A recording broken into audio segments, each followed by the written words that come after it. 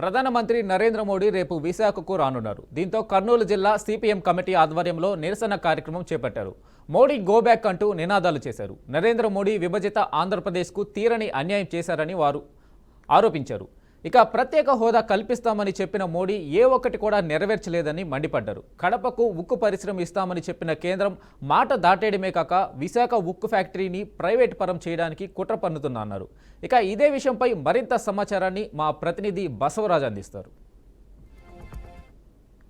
నరేంద్ర మోడీ రేపు ఏదైతే విశాఖకు వస్తున్న నేపథ్యంలో కర్నూలు సిపిఎం కమిటీ ఆధ్వర్యంలో నిరసన కార్యక్రమం అయితే ఏర్పాటు చేయడం జరిగింది.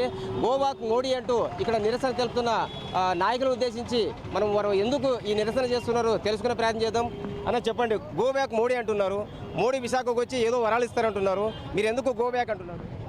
ఈరోజు నరేంద్ర మోడీ గారు విశాఖపట్నంకి వస్తున్నాడంటే విశాఖపట్నంలో ఉండే ప్రభుత్వ రంగ సంస్థలన్నింటినీ కారు చౌకగా కార్పొరేట్ శక్తులకి కట్టబెట్టడానికి వస్తున్నారు తప్ప ఏదో 2 లక్షల కోట్ల రూపాయలతోన అభివృద్ధి ప్రకటిస్తానని చెప్పడము అది బోగసు. ఆంధ్ర ప్రజల్ని వంచినట్లుగా మనమంతా భావించాలా. ఎందుకోసమంటే నరేంద్ర మోడీ గారు 2014లోన ఎన్నికల సందర్భంగా తిరుపతి వెంకన్న సాక్షిగా ఆంధ్రప్రదేశ్కి 15 సంవత్సరాలు ప్రత్యేక హోదా ఇస్తాము, వెనుకబడిన రాయలసీమ ఉత్తరాంధ్ర ప్రాంతాలకి ప్రత్యేక ప్యాకేజ్ ఇస్తామని చెప్పి కూడా చెప్పడం జరిగింది. చెప్పి ఇప్పుడు 11 సంవత్సరాలైనా ఆ ఊసే లేదు. ప్రత్యేక ప్యాకేజ్ ఇవ్వలేమని చెప్పినాడు. ప్రత్యేక ప్యాకేజ్ కూడా తూతు మంత్రం ఇచ్చి దాన్ని వదులుకున్నాడు. లేకపోతే విశాఖ అంటే మన కడపలోన స్టీల్ ప్లాంట్ నిర్మాణం చేస్తామన్నాడు. దాని గురించి పట్టించుకోలేదు. లేకపోతే ప్రాజెక్టు గురించి ఏమాత్రము ఒక అభివృద్ధి కార్యక్రమం కూడా ఈ 11 సంవత్సరాల్లోన చేపట్టలేదు. అందుకోసమే నరేంద్ర మోడీ గారికి ఆంధ్రప్రదేశ్లో తిరిగే నైతిక హక్కు లేదు, పర్యటనించే హక్కు లేదని చెప్పి ఈ సందర్భంగా సిపిఎంగా చెప్పదలుచుకున్నాము. అందుకోసమే నరేంద్ర మోడీ గో బ్యాక్ విశాఖపట్నానికి కానీ ఆంధ్రప్రదేశ్లో కానీ అడుగుపెట్టద్దని మేము చెప్తున్నాము.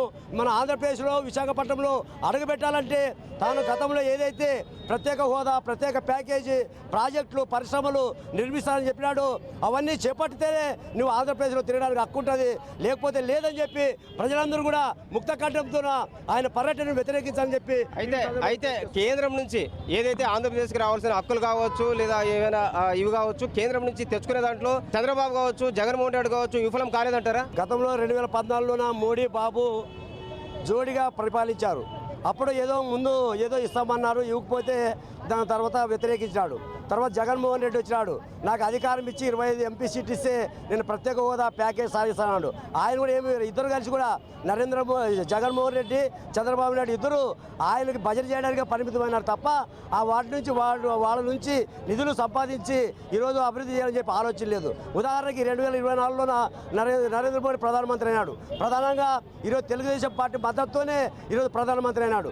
ఈ రోజైనా ఏమైనా ప్రత్యేక హోదా, ప్రత్యేక ప్యాకేజీ సాధించాలనుకుంటే ఏదో అమరావతి అభివృద్ధి కోసం అది కూడా ఏమన్నాడు, నిధులు కాదు, బడ్జెట్లో నిధులు కాదు, అట్లా కాకుండా ప్రపంచ బ్యాంకు ద్వారా ఒక 15,000 కోట్ల రూపాయలు అప్పిస్తామని చెప్పాడు. అంటే అప్పు ఇవ్వడానికి పూచిగా ఉంటున్నాడు. అంటే పోలవరం ప్రాజెక్టు సంబంధించి మీకేం సంబంధం లేదు, మేమే అభివృద్ధి చేస్తామని చెప్పి నంగనాచి మాట్లాడుతున్నాడు. అంటే చంద్రబాబు నాయుడు కూడా నరేంద్ర మోడీ గారిని ఆహ్వానించి ఇక్కడ పర్యటించడం కానీ లేకపోతే ఆయన పర్యటనలోన ఈయన పాల్గొనడం కూడా చాలా సిగ్గుచేటమైన విషయము, సిగ్గుపడాల్సిన విషయం అని చెప్పి కూడా మనం ఈ సందర్భంగా గుర్తించాలా. అందుకోసమే నరేంద్ర మోడీ గారిని ఆంధ్రప్రదేశ్లో పర్యటించొద్దు, గో బ్యాక్ వెనక్కి తిరిగిపోమని చెప్పి ఈ సందర్భంగా మేము చెప్పదలుచుకున్నాము. అయితే ఇప్పుడు ఆంధ్రప్రదేశ్ జరిగిన అన్యాయం పైన అంటే సిపిఎం పార్టీగా ఎలాంటి స్టాండ్ తీసుకుంటారు? అంటే ఇప్పుడు విశాఖ ఉక్కుని కాపాడుకోవడం కానీ లేదా కడపకు ఉక్కు పరిశ్రమ తెప్పించడంలో కానీ మీరు ప్రణాళిక ఏం చేస్తారు? ఈరోజు నరేంద్ర మోడీ విశాఖపట్నం వస్తున్న సందర్భంగా నరేంద్ర మోడీ గో బ్యాక్ అనే నినాదంతో ఈరోజు ఈ కార్యక్రమం తీసుకోవడం జరిగింది. ఎందుకంటే భవిష్యత్తులో మేము టీడీపీగాన దీనికోసం కృషి చేయకపోతే అంటే విశాఖ ఉక్కుని ప్రైవేట్ పరం చేయకూడదు, దాన్ని అట్లే ఉంచుతూ ప్రభుత్వ రంగంలో ఉంచుతూ కడప స్టీల్ ప్లాంట్ని కూడా నిర్మించాలని చెప్పేసి ఆ డిమాండ్తో మేము అనేక పోరాటాలు భవిష్యత్తులో చేయదలుచుకున్నాం, ఖచ్చితంగా చేస్తాం కూడా. ఎందుకంటే ఆ రోజు ఎంతోమంది 32 మంది దాదాపు ప్రాణాలు అర్పించి విశాఖ ఉక్కును సాధించినారు. అదేవిధంగా కమ్యూనిస్ట్ పార్టీ ఎమ్మెల్యేలు 26 మంది రాజీనామా చేశారు. మరి ఈరోజు ఏ ఒక్కడైనా వైసీపీ కావచ్చు, టీడీపీ కావచ్చు, ఏ ఒక్క ఎంపీ అయినా రాజీనామా చేశాడా? ఏ ఒక్క ఎమ్మెల్యేనైనా రాజీనామా చేశాడా?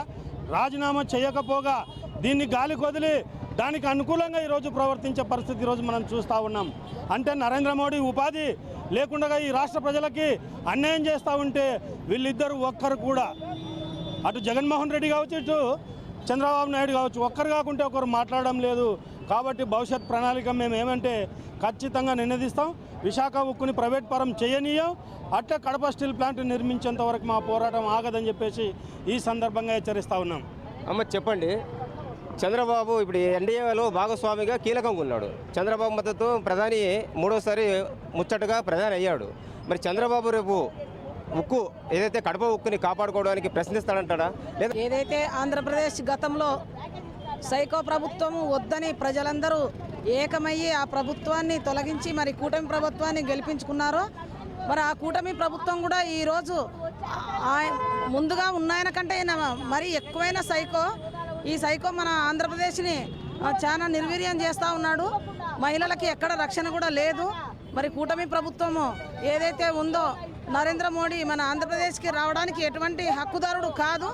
ఆయన వచ్చినాడంటే సిపిఎం పార్టీగా మేమందరము ఏకకంఠంతో, మేము పార్టీ కాదు ప్రజలందరూ కూడా ఏకమై అతన్ని గో బ్యాక్ అని నినాదాలు ఇస్తూ అతన్ని వెనక్కి పంపాలి. ఎందుకంటే మనం అభివృద్ధి చెందనప్పుడు, మన ఆంధ్రప్రదేశ్కి ఏదైతే లబ్ధి చేకూరనప్పుడు ఎటువంటి నాయకులైనా ఒకటే అని ప్రజలకు మేము తెలియజేస్తూ సిపిఎం పార్టీగా మేము గో బ్యాక్ అనే నినాదాలు చేస్తూ రాష్ట్ర వ్యాప్తంగా ఈ కార్యక్రమాన్ని చేస్తూ ఉన్నాం. ఏదైతే విభజిత ఆంధ్రప్రదేశ్కు అంటే కేంద్రంలోని మోడీ ప్రభుత్వం తీరా అన్యాయం చేసిందని, కాబట్టి మోడీ రేపు విశాఖ రావడానికి వీల్లేదు. ఖచ్చితంగా ఏదైతే విశాఖ ఉక్కు ప్రైవేటీకరణ ఆపాలి, అదేవిధంగా కడపకు ఉక్కు పరిశ్రమ తేవాలి. ఈ విషయంలో చంద్రబాబు చాలా శ్రద్ధ వహించి కేంద్రాన్ని మెడలు వచ్చి తీసుకురావాలని డిమాండ్ చేస్తున్న పరిస్థితులు కనిపిస్తున్నాయి. కెమెరా పర్సన్ బాబితో బసవరాజ్, బీఆర్కే న్యూస్, కర్నూలు జిల్లా.